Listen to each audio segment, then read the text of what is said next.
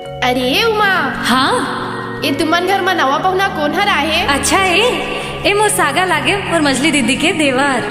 अच्छा, तब तो जान पर चकरे पर ही। हाँ ओ कराए दे हथो। ए सगा सुना तो। हाँ पटनार लागत यही गांव में मोरो करम बहुर ही कार है। डीजे राजकुमार मरावी 93 024 13 278।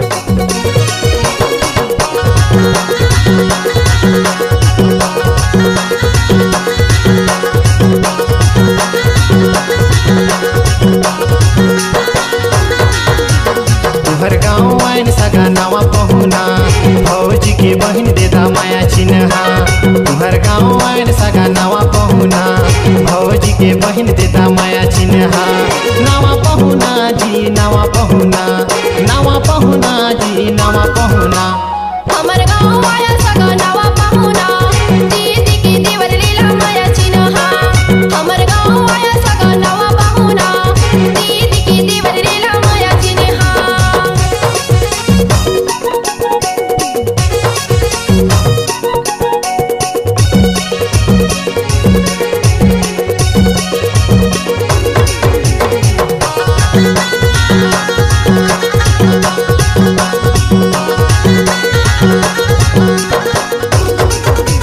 लाली लाली होठ तुहर लागे झमाझम, कान के बाली तुहर हवे टनाटन, कान के बाली तुहर हवे टनाटन।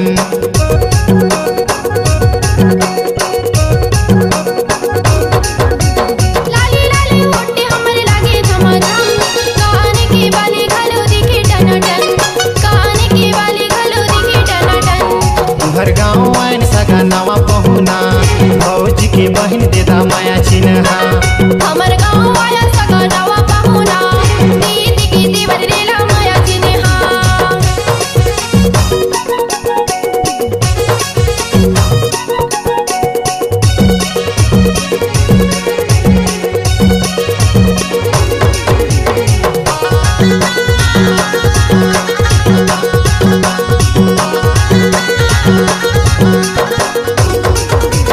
भाटो के भाई तू हवरी जे भाई, मीठू मीठू बोली म फसाई डराया, मीठू मीठू बोली म फसाई डराया।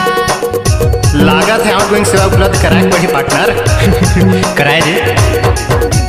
भौजी के बहन तू हवारी जुआर, तुहर लोरे जियो में कराहू रिचार, तुहर लोरे जियो में कराहू रिचार। तुहर गाँव आइन सगा नवा पहुना, भौजी के बहन देदा माया चिन्हा।